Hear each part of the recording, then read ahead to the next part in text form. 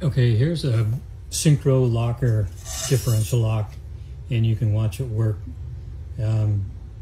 This here on the differential will slide to the left and engage inside there, and you can watch the actuator here push down on the rod there, and you can see this is the vacuum hose, the vacuum pump, and it goes around to the inboard nipple on the vacuum actuator.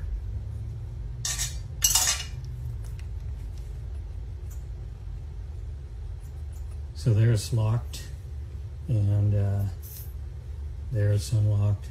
Do it again.